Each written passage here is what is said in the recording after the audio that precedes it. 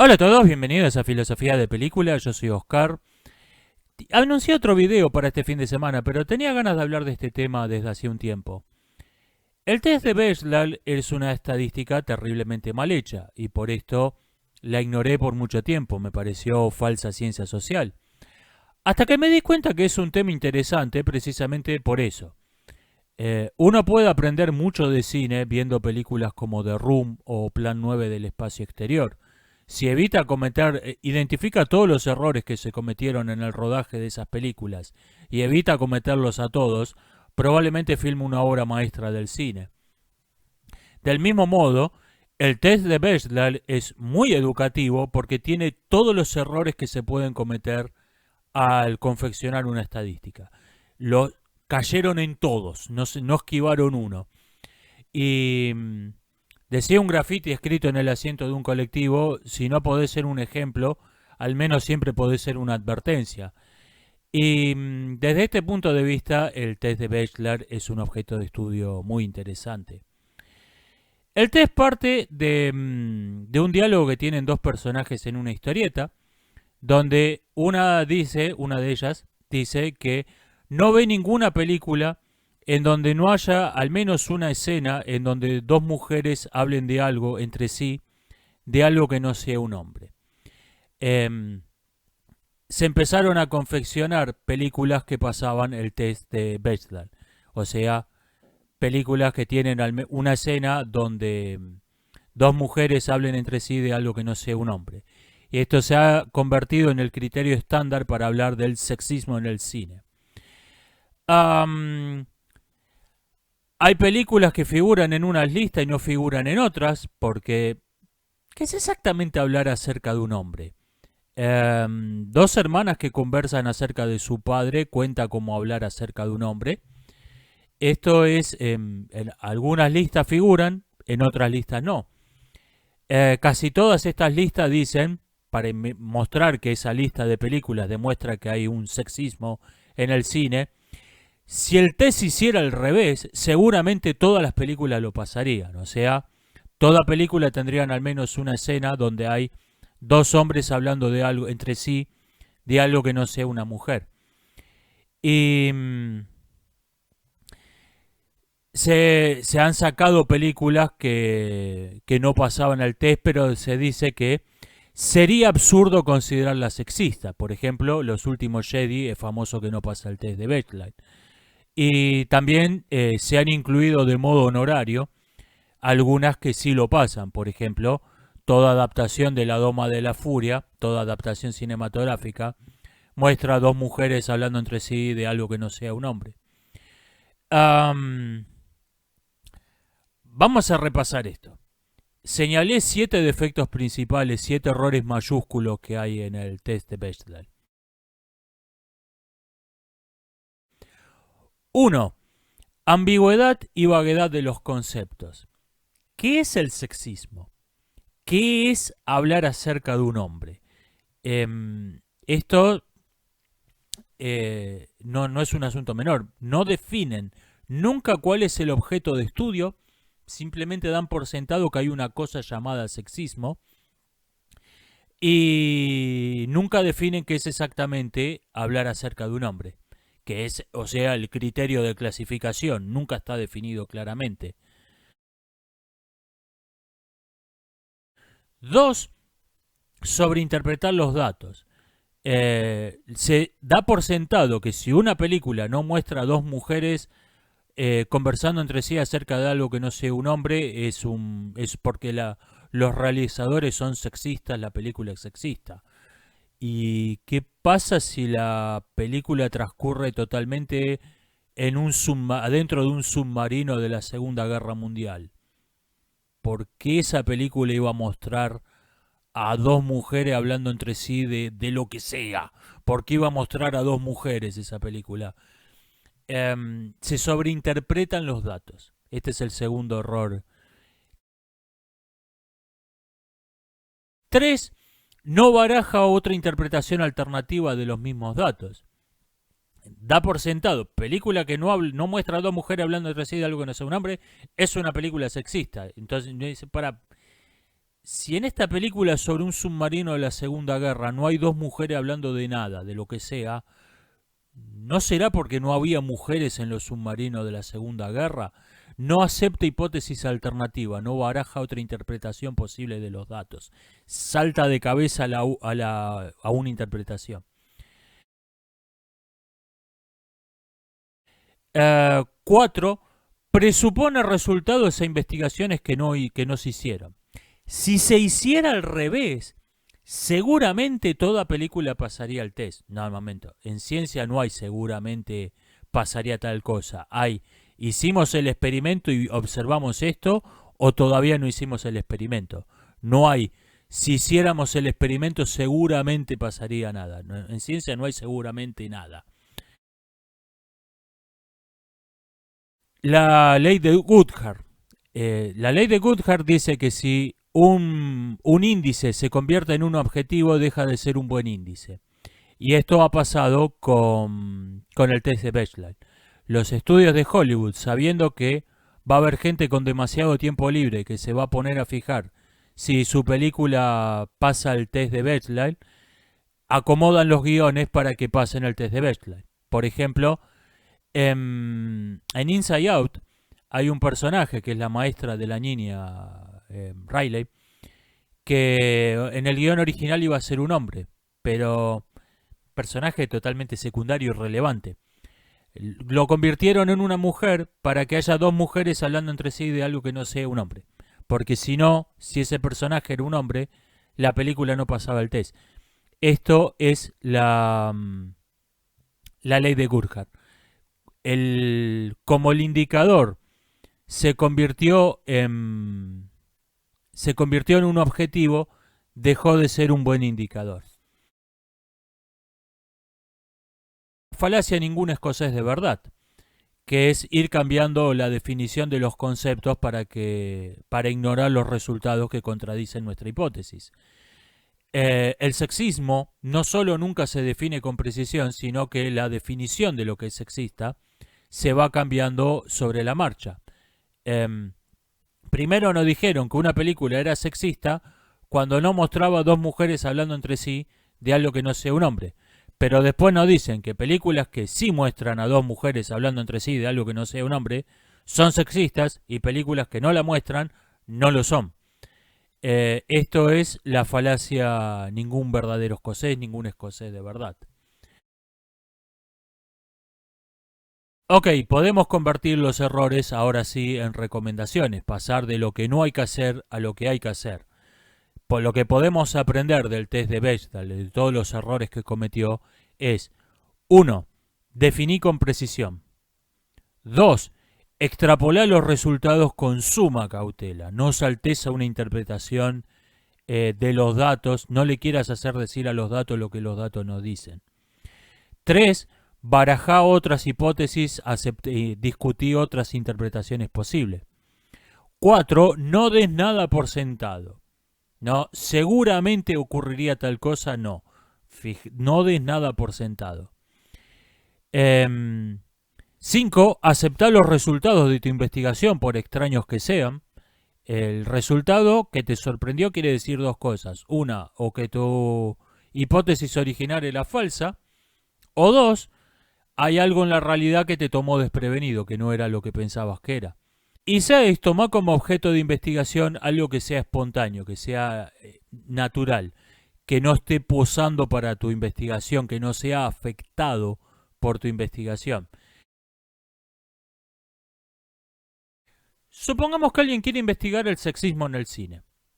Bueno, paso 1, definir qué es el sexismo. ¿A qué le llamas sexismo? Yo evitaría usar ese término porque es un término ideológico, no es un término apropiado a la investigación. Pero sea, querés usar el mismo término ideológico pero dándole una definición precisa. Ok, digamos que sexismo, una película es sexista cuando juzga de modo distinto lo que hace un hombre y lo que hace una mujer, lo que hace un personaje masculino y lo que hace un personaje femenino. Ok, en vez de ir a buscar al voleo en películas, vamos a buscar situaciones que nos parecen sexistas, conviene enfocarte en un único aspecto del cine, tu objeto de estudio, que te sea particularmente apropiado para tu objeto de estudio. Tiene que ser una situación en el cine que sea muy frecuente, que presente situaciones similares con un personaje masculino y un personaje femenino, y 3, que esa situación implique una toma de decisión, una situación donde el personaje masculino o femenino tiene que elegir entre la alternativa A y la alternativa B, y ahí va a saltar a las claras, a la vista, si el cine tiende a hacer que el personaje femenino elija A y el personaje masculino elija B. Y esa situación existe. The Love Triangle. Los triángulos amorosos son un excelente objeto de estudio si querés analizar si el cine en efecto trata a los personajes femeninos de modo distinto que los masculinos. No lo sé si lo hace o no, digo que ese sería un buen modo de estudiar si tenés ganas de estudiar el tema. Ese creo que ese sería el modo en que yo lo haría. Yo definiría el sexismo es tratar a los personajes femeninos distintos que los masculinos, y mi objeto de estudio serían los triángulos amorosos.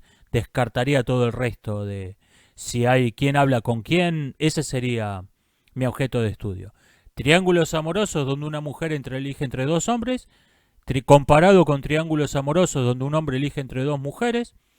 ¿Qué representan los dos hombres? ¿Qué representan las dos mujeres? Para estandarizar esto, digamos que uno representa el espíritu de aventura y el otro representa la felicidad y una vida larga y próspera, la elección de Aquiles. Aquiles pudo elegir entre dos destinos, una vida breve y gloriosa o una vida larga y feliz pero mediocre, y eligió una vida breve y gloriosa. Yo creo que todos los triángulos amorosos representan la elección de Aquiles. Y hay que ver, yo sospecho, no estoy dando por sentado un resultado, yo sospecho que los triángulos amorosos donde un hombre elige entre dos mujeres, el hombre elige lo mismo que Aquiles. El hombre elige la vida apasionada, la vida breve y gloriosa, y que en cambio la mujer elige, en el cine, elige la vida próspera y mediocre. Yo creo que encontraríamos eso, pero sería un experimento interesante para hacer. Como sea, el test de Bechdel es una espantosamente mal hecha investigación de falsa ciencia social. Lo que nos lleva a una pregunta. ¿Por qué algo tan malo se extendió tanto, es tan famoso, es tan influyente, algo tan increíblemente mal hecho? Y yo creo que la respuesta es que la verdad nunca importó. El test de Bechdel no es una verdadera investigación de ciencias sociales, porque en ciencias se busca la verdad. Y el test de Bechdel busca aportar argumentos a una ideología política, que es algo completamente distinto. Esto lo vemos, creo que todavía más claro, en un experimento que hicieron el matrimonio Clark en 1939, que se ha repetido docenas de veces. A veces se llama el experimento del racismo o el experimento de los muñecos. Los Clark le dieron a un grupo de niños, le mostraron dos muñecos en una mesa, uno blanco y uno negro. El muñeco negro era el mismo que el muñeco blanco, pero lo habían pintado con betún. Y le preguntaban al niño, ¿cuál es el feo? El niño señalaba al muñeco negro. ¿Cuál es el malo? ¿Cuál es el tonto? El niño seguía señalando al muñeco negro. Si te dijeran que uno de ellos dos se robó una tableta de chocolate, ¿quién pensarías que fue? El negro. Y eso demostraba que la sociedad norteamericana era una sociedad racista. Este experimento tuvo muchas críticas. Tuvo dos principales en el sentido que fueron a la metodología. Lo primero que cuestionaron es que el muñeco negro era feo. Entonces el niño señalaba, que con mucha razón señalaba al muñeco negro, este es el feo. Tenía razón, era feo el muñeco, era el mismo que el muñeco blanco cubierto de betún, era horrible. El niño tenía razón al señalar el muñeco feo. Estos excusaron los Clark diciendo que no encontraron en el mercado muñecos negros apropiados, muñecos que representaran una persona de raza negra, estéticamente adecuado. Tuvieron que agarrar el muñeco blanco y pintarlo con betún. Una vez que el niño había señalado con razón el muñeco feo, estaba predispuesto a atribuirle todas las cualidades negativas, tonto, malo, al muñeco feo. El muñeco lindo era el bueno, era el inteligente. Y la segunda objeción fue porque tenía que ser una tableta de chocolate, precisamente, el objeto robado. El niño estaban predisponiéndolo, estaban condicionándolo por un pensamiento analógico, por un pensamiento mágico, a señalar al muñeco negro. ¿Se acuerdan esa propaganda de chocolate del negro que decía cuánto le gustaba el chocolate? El chocolate me encanta desde que era así de chiquitito y era un niño rubio. ¿Por qué tenía que ser una tableta de chocolate el objeto robado? Bueno, sería interesante repetir este experimento corrigiendo los errores, ¿no? Ahora hay en el mercado unas Barbies africanas, unas Barbies negras, con unos vestidos tradicionales africanos preciosos. Ahora no tenés la excusa de no tenés que agarrar el muñeco blanco y pintarlo con betún. Tenés unos muñecos negros preciosos en cualquier juguetería. A ver si los niños siguen señalando que el muñeco feo es el negro. Y dos, cambia el objeto de robado. Si te dijeran que uno de ellos dos se robó un reloj, ¿quién pensarías que fue? O mejor todavía, hacer una prueba de control a un grupo de niños, elegir un objeto robado que predisponga a decir que fue el blanco. Si te dijeran que uno de ellos se robó una botella de leche, ¿quién pensarías que fue? Que por el mismo pensamiento mágico que la tableta de chocolate lleva a señalar que se la robó el negro, que se robaron algo blanco, alguna comida blanca, para ver si el niño señala el muñeco blanco como el principal sospechoso del robo, ¿no? Este sería un experimento interesante, ¿no? Bueno, 80 años después, 80 y pico de años después de que se hizo el original, todavía están a tiempo si quieren hacer una versión corregida. Se ha repetido este experimento docenas de veces. Lo han hecho en 50, 100 universidades en todo el mundo. Lo han hecho en 20 países distintos, en 40 países distintos, siempre con los mismos errores de métodos que se señalaron hace 80 años en el experimento original de los Clark. El muñeco negro sigue siendo un muñeco blanco pintado, no un muñeco negro que se compra en cualquier juguetería. Y el objeto robado sigue siendo una tableta de chocolate. ¿Por qué?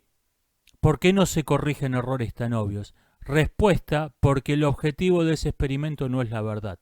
El objetivo de ese experimento es respaldar una afirmación ideológica.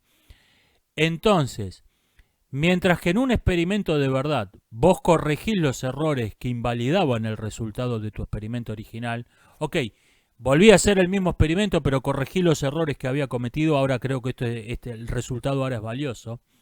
Eso es lo que hace en un experimento de verdad.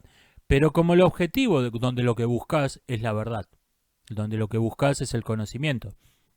Pero como en este experimento el objetivo no es la verdad, el objetivo es respaldar una ideología, se siguen repitiendo metódicamente, sistemáticamente los errores del experimento original, porque si modificás cualquier cosa, si corregís los errores del experimento original, corres el riesgo de llegar a un resultado distinto. Por lo tanto, de refutar el experimento original. Este es el problema con cualquier experimento, con cualquier estadística, con cualquier investigación. Si el objetivo, desde el vamos, el objetivo no es la verdad, nunca vas a llegar a la verdad porque simplemente no es ahí a donde vas. Y este es el problema con el experimento de los Clark, que es el mismo problema que con el test de Bechdel. Nunca vas a llegar a la verdad alguien que no se lo propone, alguien que no va ahí, cuyo objetivo no es la verdad. Nos estamos viendo. Hasta la próxima.